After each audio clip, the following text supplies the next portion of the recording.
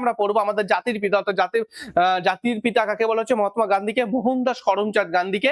এবার তিনি তো অনেক কিছুই করেছেন আমাদের দেশের জন্য, ফ্রিডম ফাইটার থেকে শুরু করে অসহযোগ আন্দোলন থেকে সবকিছু। এবার আমাদের অত কিছু জানার পরিমাণ দরকার নেই, আমাদের যতটা দরকার ততটাই আমরা জানার চেষ্টা করব আমাদের শিক্ষা বিজ্ঞানের পার্সপেক্টিভে। দুটো জিনিস দেখো, ইতিহাস যদি তুমি জানতে যাও অনেক কিছু জেনে যাবে, দার্শনিক জানতে গেলে অনেক কিছু জেনে যাবে। তোমার সাবজেক্ট এখানে কি আছে? এডুকেশন। এবার এডুকেশন পার্সপেক্টিভে ইনাদের অবদানটা কি সেই সংক্রান্ত বিষয়গুলো আমরা জানবো। ওকে, চলো শুরু করা যাক, গল্প হতেই থাকবে। তাহলে আজকে খুব গুরুত্বপূর্ণ জিনিস, গুরুত্বপূর্ণ সিজন, জাস্ট ঠান্ডা মাথায় দেখো, কিছু ইম্পর্টেন্ট পয়েন্ট বলবো, সেগুলো মনে রাখবে, তবে হয়ে যাবে। ওকে, শুরু করা যাক। কি ভাবছো এত? হাতে আর 3 মাস সময়, আর ঠিক তারপরেই তোমাদের ফাইনাল এইচএস এর পরীক্ষা। এখনই যদি শুরু না করে তাহলে পস্তাতে হবে, কারণ থার্ড সেমিস্টারে সেই সুযোগ আছে যেখানে তুমি 40-এ 40 পেতে পারো। কেন পেতে পারো? কারণ এইখানে তোমাদের এমসিকিউ কোশ্চেন থাকছে, যেখানে তুমি ফুল মার্কস পেতে পারো। এবং ফোর্থ সেমিস্টারে তোমরা প্রত্যেকে জানো যে যেহেতু সেখানে লিখিত উত্তর লিখতে হবে, সেখানে ডেসক্রিপটিভ অ্যান্সার লিখতে হবে, তাহলে সেখানে গিয়ে তোমাদের নম্বর কমে যাওয়ার সম্ভাবনা রয়েছে। আর ঠিক সেই কারণেই যদি তোমরা থার্ড সেমিস্টারটা একটু খেটে ভালো নম্বর করতে পারো, ফোর্থ সেমিস্টারে সামান্যতম একটু নম্বর কমলেও কোনো অসুবিধা হবে না, তোমাদের বরং মেকআপ হয়ে যাবে। এবার ভাবছো এই এত বড় সিলেবাস কিভাবে 3 মাসের মধ্যে তোমরা শেষ করবে? চিন্তা নেই, আমরা তো আছি। আমাদের এলিট একাডেমি তোমাদের জন্য স্পেশাল ইনিশিয়েটিভ নিয়েছে। আমাদের এলিট একাডেমিতে তোমাদের জন্য রেকর্ডেড ক্লাস তো থাকছে, তার পাশাপাশি যারা এখন থেকে পড়াশোনাটাকে শুরু করতে চাইছো তাদের জন্য লাইভ ডাউট ক্লিয়ারেন্স সেশন থাকছে। তার সঙ্গে প্রতিটি চ্যাপ্টারের এমসিকিউ ভিত্তিক নোটসপত্র, তার পাশাপাশি থাকছে তোমাদের প্রতিটা চ্যাপ্টারের 150 থেকে 200 এমসিকিউ, যেন তোমাদের প্র্যাকটিসটা আরো যেন সহজ হয়ে যায়। তার সঙ্গে প্রতি সপ্তাহে আমাদের এলিট একাডেমির টিচাররা লাইভ মক টেস্ট নিচ্ছেন এবং তার পাশাপাশি তার সলিউশন নিয়েও কিন্তু আলোচনা করে দিচ্ছি। তাই আর একটি দিনের সময় নষ্ট না করে ক্লাস 12 আর্টসের বিদ্যার্থী ব্যাচ আমাদের এলিট একাডেমিতে জয়েন করে নাও। মাত্র 399 টাকায় তোমরা পুরো কোর্সটা পেয়ে যাচ্ছ। এবং এখানে আমরা 10টা সাবজেক্ট তোমাদের অফার করছি। 10 সাবজেক্ট কি? বাংলা, ইংরেজি, দর্শন, ইতিহাস, ভূগোল, রাষ্ট্রবিজ্ঞান, শিক্ষাবিজ্ঞান, সংস্কৃত, অ্যারাবিক, ইএনভিএস। সুতরাং ব্যাচটি জয়েন করো এবং লাইভ ক্লাস এবং এমসিকিউ প্র্যাকটিস করতে থাকো। প্রথমে দেখো, প্রথম যেটা শুরু হবে সেটা হচ্ছে মহাত্মা গান্ধীর জন্মদিন। জন্মদিন কত? 2 অক্টোবর। কত? 1869 সালে। আচ্ছা, এখান থেকে আরো একটা জিনিস তোমাদের বলে রাখছি, দেখো রবীন্দ্রনাথ ঠাকুর ছিল 1961, 1963 বলে স্বামী বিবেকানন্দ, 1969 চলে গেল গান্ধীজি। এই 3টে সাল পর পর সিকোয়েন্সে মনে রাখবে, অনেক সময় সিকোয়েন্স অনুযায়ী সাজাতে দিতেও পারে, ঠিক আছে? তাহলে 2 অক্টোবর 1900 আমি গো, এই দেখো 1900 আমি লিখে দিয়েছি, ছি ছি ছি ছি ছি, 1800। ওকে, ঠিক আছে। তারপরে দেখো, এবার ইনার মতে শিক্ষা কি? মূলত আমাদের শিক্ষা বিজ্ঞানে যেহেতু পার্সপেক্টিভ আছে, স্বামী বিবেকানন্দের মতো শিক্ষা কি ছিল সেটা আমরা পড়েছিলাম, রবীন্দ্রনাথ ঠাকুরের মতো শিক্ষা কি সেটাও পড়েছিলাম। আজকে আমরা দেখবো যে গান্ধীজির মতে শিক্ষাটা কি, প্রথমে সেটা দিয়ে দেখবো। বা education mean all round drawing out of the best in a child and man body, mind and spirit, অর্থাৎ দেহ, মন ও আত্মার পূর্ণ বিকাশী শিক্ষা। এত ইংরেজির মেন কথা। By education I mean an all round drawing out of the best in a children and man body, mind and spirit, অর্থাৎ দেহ, মন ও আত্মার পূর্ণ বিকাশী শিক্ষা। স্যার বুঝলাম না। দেহ, মন ও আত্মার বিকাশ মানে শিক্ষা কি? শিক্ষা যে শুধুমাত্র তোমাকে বৌদ্ধিক জ্ঞানের বিকাশ ঘটাবে তা না। স্বামী বিবেকানন্দ বলেছেন তোমাকে জ্ঞানের পাশাপাশি তোমাকে দক্ষ হতে হবে, তোমাকে শক্তি সবল হতে হবে, অর্থাৎ তোমাকে শারীরিকভাবে সক্ষম হতে হবে। অর্থাৎ তিনি শারীরিক সক্ষমতা ব্যায়ামের কথা বলেছিলেন, ঠিক তেমন তিনি এখানে বলেছেন দেহ, মন এবং আত্মার পূর্ণ বিকাশে শিক্ষা। দেহেরও বিকাশ করতে হবে, মনেরও বিকাশ করতে হবে, তার পাশাপাশি তোমার আত্মারও বিকাশ করতে হবে, সেটাই হচ্ছে শিক্ষা। এই কথাটা কে বলেছিলেন? এই কথাটা বলেছিলেন আমাদের মহাত্মা গান্ধী। নেক্সট স্লাইডে দেখো, এখান থেকে তোমাদের মূলত যেটা মনে রাখতে হবে তার জন্মদিনটা কত সালে এবং মহাত্মা গান্ধীর অপর নাম কি, অর্থাৎ তার আসল নাম কি? মোহনদাস করমচাঁদ গান্ধী। হয়তো অনেক সময় সহজ কোশ্চেন আমাদের জিজ্ঞেস করে নিতে পারে, কিন্তু সেই জায়গাতে আমরা অনেক সময় ভুল করে দিই বা ভুল হয়ে যায় আমাদের দ্বারা, তাই আমি এখানে লিখে আনিনি বা আমি তোমাদের স্লাইডে রাখিনি যে মহাত্মা গান্ধীর অপর নাম হচ্ছে মোহনদাস করমচাঁদ গান্ধী। তবুও তোমরা এটা জেনে রাখো, এর বাইরে ওর বাবার নাম কি এগুলো জিজ্ঞেস করবে না। এখান থেকে তোমাদের মূলত ইনি কোন দর্শনে বিশ্বাসী ছিলেন, ইনার মধ্যে শিক্ষক কি হবেন, ইনি কি কি মানে তার প্রভাব কি, তার দর্শনের প্রভাব শিক্ষাক্ষেত্রে কি হয়েছে সেটা।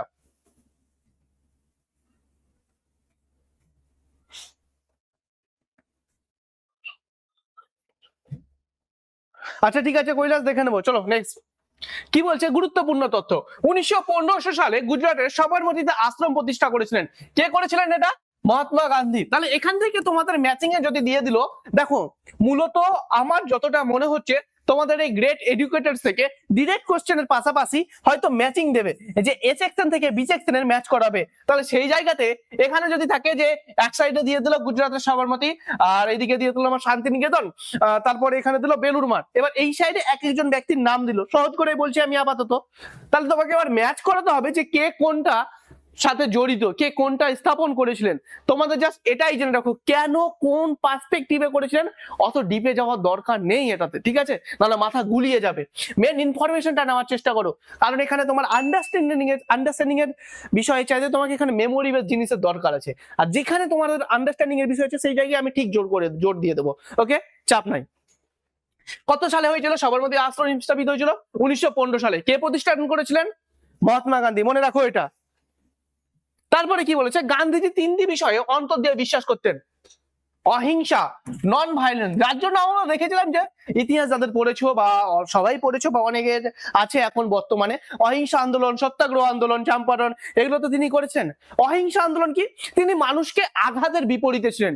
অর্থাৎ আমরা জানি যে কংগ্রেসের দুটো পন্থী ছিল, চরমপন্থী এবং নরমপন্থী। তিনি নরমপন্থীতে বিশ্বাসী ছিলেন। তিনি মনে করতেন যে মানুষের সাথে যুদ্ধ ঝামেলা না করে তাকে বুঝিয়ে ভালোবাসা দিয়ে তার কাছ থেকে মানে আদর করে নিয়ে, মানে তার কাছ থেকে ভালোবাসা দিয়ে তাকে বুঝিয়ে আমাদেরকে স্বাধীনতা অর্জন করে নিতে হবে। আর চরমপন্থীরা না, আমাকে কেড়ে নিতে হবে। ইনি মানে ভায়োলেন্সে বিশ্বাসী ছিলেন না, যে কেউ কোনো মানুষকে আঘাত করলো সেই জিনিসে না, সেটা কোনো মানুষ বলে না, কোনো দেশের, নিজের দেশের বাইরে অপর দেশের মানুষকেও হতে পারে। তাই তিনি অহিংসা আন্দোলনের বিশ্বাসী ছিলেন। তার তিনটে মেন মন্ত্র কি ছিল? অহিংসা, শ্রমের প্রতি মর্যাদা, ডিগনিটি অফ লিভার। এবার শ্রমের প্রতি মর্যাদা বলতে কি বলছে গো, যে প্রত্যেকটা মানুষ যে কাজ করে সেটাকে তুমি সম্মান করতে শিখো। অর্থাৎ আমি যদি বলি যে কারো বাবা হয়তো চাষি আছে, কারো বাবা হয়তো কার্পেন্টার আছে, কারো বাবা হয়তো জেলে আছে, তাহলে সেই যে জেলের কাজটা করছে ওটা দেখে কোনো মানুষ যেন তুচ্ছ মনে না করে, তাকে হেও না করে, তার প্রতি যেন সেই কাজটার প্রতি তার যে শ্রমটা আছে সেটার প্রতি যেন রেসপেক্ট থাকে প্রত্যেকটা মানুষের, সেই জিনিসটার প্রতি তিনি বলেছিলেন। যার নতুন বিদ্বেষ একটু আসতে বলুন। ওকে ঠিক আছে, স্লো করে দিচ্ছি, চাপ নাই। তারপরে কি আছে? মানব প্রেম, লাভ অফ হিউম্যানিটি, প্রত্যেকটা মানুষের সাথে মানুষের ভালোবাসা এবং মধুর সম্পর্ক থাকুক, যার জন্যই তিনি অহিংসার কথার প্রতি বিশ্বাস ছিলেন। তিনি হিংসত্ব হওয়ার প্রতি না, মানুষকে মানুষেরই জন্য, মানুষকে মানুষের সাহায্য করবে, সহযোগিতা করবে, পাশে গিয়ে দাঁড়াবে সেটা। তারপরে কি? বুনিয়াদী শিক্ষা বা নঙ্গ তালিম বা বেসিক এডুকেশন প্রবর্তন করেছিলেন। এই যে শ্রমের প্রতি মর্যাদা, এর প্রেক্ষিতেই বুনিয়াদী শিক্ষা প্রবর্তন করা হয়েছিল। এই দেখো এখান থেকে একটা কোশ্চেন তোমাদের খুব ইম্পর্টেন্ট, খাতায় নোট ডাউন করে নাও। আমি এখন হয়তো আর বলছি না তোমাদের, যেটা প্রথমে বলতাম যে ক্লাস করতে বসার সময় তোমরা red pen, black pen, blue pen তিনটা ইউজ করো। এখন যেটা করবে সেটা প্রথম কোশ্চেন লিখবে যে বুনিয়াদী শিক্ষার অপর নাম কি।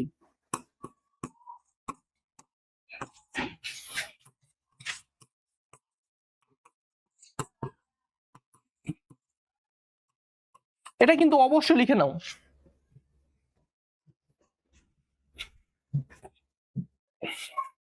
একদম রাজ, আমি ওই কারণে বলেছি তুমি একদম, যাদের ইতিহাস আছে তারা অনেকটা রিলেট করতে পারবে। আমি কিন্তু জাস্ট এখানে তার এডুকেশন পার্সপেক্টিভে, এডুকেশন পয়েন্ট অফ ভিউ থেকে এবং প্রিভিয়াস এর কোন কোন জায়গা থেকে কোশ্চেন এসেছে তার সেই জায়গাগুলোকে আমি বেশি ফোকাস করতে চাইছি। ইনি তো অনেক কিছু করেছেন, দেখো জানার হলে আমরা অনেক কিছু জানাতে পারি, পড়তে পারি, তবে তো হবে না। আমার সাবজেক্টে কোন জিনিসটা আসছে, দেখো প্রত্যেকটা সাবজেক্ট কিন্তু ইন্টার রিলেটেড, মাল্টি ডিসিপ্লিনারি, অর্থাৎ একে অপরের সাথে যুক্ত। এবার ব্যাপারটাকে আমাকে বেছে নিতে হবে কোন সাবজেক্টের জন্য কতটা। এবার আমি যদি অসহযোগী আন্দোলন কেন করেছিলেন, তিনি বর্ণ বৈষম্যের বিরুদ্ধে কেন গেছিলেন, তারপরে তিনি আফ্রিকা কেন গেছিলেন, তার ভূমিকা কি, আমার অতটা জানা দরকার নেই। আমার পার্সপেক্টিভ, জানার তো অবশ্যই দরকার আছে কিন্তু এই সাবজেক্টের পার্সপেক্টিভে। ওকে, বুনিয়াদী শিক্ষা বা নঙ্গ তালিম, তাহলে বুনিয়াদী শিক্ষার অপর নাম কি? নঙ্গ তালিম। নঙ্গ তালিমের অর্থ কি? নতুন ধরনের শিক্ষা। এটাও জেনে রাখো, নঙ্গ তালিমের অর্থ হচ্ছে নতুন ধরনের শিক্ষা। এইখানে তোমাদের বুনিয়াদী শিক্ষাটা খুব ভালোভাবে একটু বুঝতে হবে, সেটা একটু বলে দেবো আমি, ঠিক আছে? যেটা বেসিক এডুকেশন নামে পরিচিত। দেখো এখানে চারটে শব্দ পেলে, তিনটে সরি, বুনিয়াদী শিক্ষা, নঙ্গ তালিম, বেসিক এডুকেশন। কে আবিষ্কার করেছিলেন? কার সাথে জড়িত? মহাত্মা গান্ধীর সাথে জড়িত। এবার এর পরের স্লাইডে আমরা চলে যাব এবং তখনই তোমরা ভালোভাবে বুঝতে পারবে যে বুনিয়াদী শিক্ষাটা কি বা নঙ্গ তালিমটা কি। বুনিয়াদী শিক্ষার অপর নাম হলো প্রাথমিক শিক্ষা। না গো, প্রাথমিক শিক্ষার ব্যাপারের উপর তিনি দিয়েছেন। বুনিয়াদী শিক্ষার অপর নাম হচ্ছে নঙ্গ তালিম শিক্ষা, ঠিক আছে?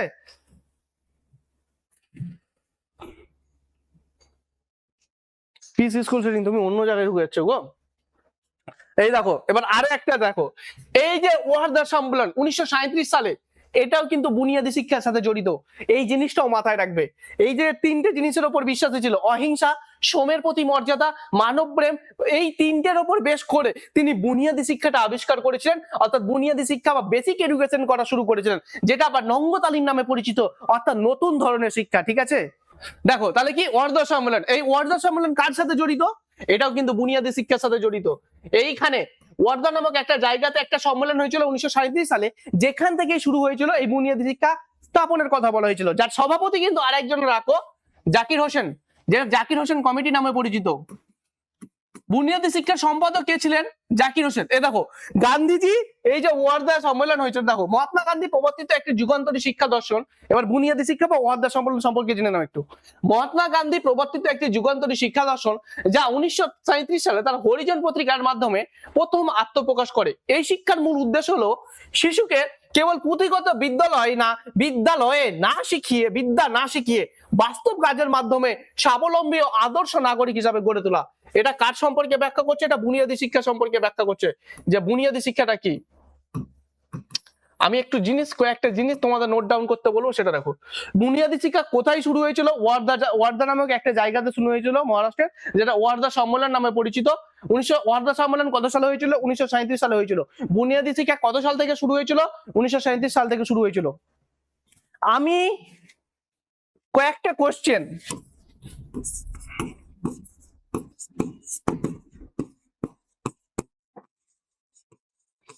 বুনিয়াদী শিক্ষা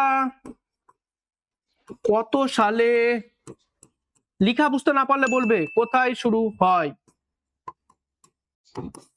উত্তর 1937 সালে ওয়ার্ধাতে, যেটা ওয়ার্ধা স্কিম নামে পরিচিত, ঠিক আছে? ওয়ার্ধা সম্মেলন নামে পরিচিত। কোন সম্মেলনে বুনিয়াদী শিক্ষার কথা বলা হয়েছিল?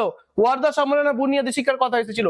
এবার এই বুনিয়াদী শিক্ষার এই যে আমাদের মহাত্মা গান্ধী যে ভাবনাটা ছিল এই বেসিক এডুকেশনটাকে নিয়ে, তো এই বেসিক এডুকেশনটা কি সেটা এবার দেখে নাও। মহাত্মা গান্ধী প্রবর্তিত একটি যুগান্তরী শিক্ষা দর্শন, যা 1937 সালে তার হরিজন পত্রিকার মাধ্যমে প্রথম প্রকাশিত পায়। এখান থেকে আরো একটা দেখো, আমি এখানে একটা নতুন কালার চেঞ্জ করে দিচ্ছি। কোন পত্রিকাতে তিনি প্রথম আত্মপ্রকাশ করিয়েছিল বুনিয়াদী শিক্ষাটা? এই হরিজন পত্রিকাতে। এই জিনিসটা নোট ডাউন করে নাও, আমি কোশ্চেন গুলো তোমাদের এখানে লিখে দিচ্ছি। বুনিয়াদী শিক্ষা প্রথম প্রকাশ পায় কোন পত্রিকায় প্রথম প্রকাশ পেয়েছিল?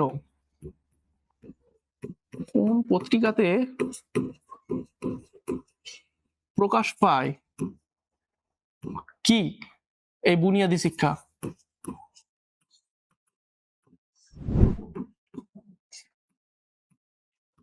বুনিয়াদী শিক্ষা কোন পত্রিকাতে প্রথম প্রকাশ পেয়েছিল? হরিজন পত্রিকাতে প্রথম প্রকাশ পেয়েছিল। এই কোশ্চেনটা তোমরা এমসিকিউ প্র্যাকটিস করাতে গিয়ে এবং প্রিভিয়াস ইয়ারে ফলো করতে গিয়ে কিন্তু অবশ্যই পাবে।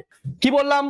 বুনিয়াদী শিক্ষা কোন পত্রিকায় প্রথম প্রকাশ পেয়েছিল? হরিজন পত্রিকাতে। অনেক জায়গায় কিন্তু কোশ্চেনটা ঘোরাফেরা করবে, এই কোশ্চেনটা তোমরা রেড কালিতে লিখে নাও। তারপরে কি বললাম, কত সালে হয়েছিল? 1937 সালে প্রকাশিত হয়েছিল। কোন সম্মেলনে এটা প্রকাশিত হয়েছিল? ওয়ার্ধা সম্মেলনে প্রকাশিত হয়েছিল। ওয়ার্ধা সম্মেলন কিসের সাথে জড়িত? বুনিয়াদী শিক্ষার সাথে জড়িত। আরো একটা বলেছিলাম যে বুনিয়াদী শিক্ষার সম্পাদক, এই যে বুনিয়াদী শিক্ষার ব্যাপারটা আছে তার সম্পাদক কে ছিলেন? জাকির হোসেন কমিটি বা জাকির হোসেন। এটাও কিন্তু বুনিয়াদী শিক্ষার সাথে জড়িত এই ব্যক্তিটাও, ঠিক আছে? এবার দেখে নাও এই বুনিয়াদী শিক্ষাটা কি। বুনিয়াদী শিক্ষা হচ্ছে এই শিক্ষার মূল উদ্দেশ্য হলো শিশুকে কেবল পুঁথিগত বিদ্যা না শিখিয়ে বাস্তব কাজের মাধ্যমে স্বাবলম্বী ও আদর্শ নাগরিক হিসাবে গড়ে তোলা। বুনিয়াদী শিক্ষার যদি ইংরেজি টার্ম বলা চলে সেটা হচ্ছে বেসিক এডুকেশন। বেসিক এডুকেশন বলতে কোনটাকে বোঝাচ্ছে?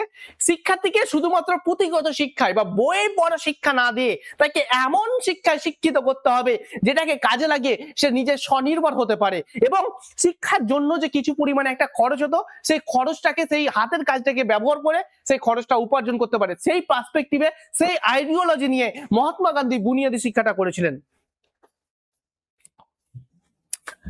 এইখান থেকে কিন্তু অনেক কোশ্চেন আসবে। বুনিয়াদী শিক্ষা কত সালে প্রকাশিত হয়েছিল, কোন পত্রিকা থেকে প্রকাশিত হয়েছিল, জাকির হোসেন এর সম্পাদক কে ছিলেন। এবার দেখো, গান্ধীজি এই ওয়ার্ধা সম্মেলনে, মহারাষ্ট্রে এই ওয়ার্ধা সম্মেলনে গেছিলেন, সেখানে তিনি বুনিয়াদী শিক্ষার একটা পার্সপেক্টিভ তুলে ধরলো। এবার এই তুলে ধরার পরে জাকির হোসেনের সভাপতিতে জাকির হোসেন সেটা কিভাবে রূপান্তরিত করা যায় সেই শিক্ষাটাকে, তার জন্য তিনি সভাপতি নিয়ে একটি রিপোর্ট পেশ করেছিলেন, যেটা জাকির হোসেন রিপোর্ট নামে পরিচিত, ঠিক আছে, বা সাচার কমিটির রিপোর্ট।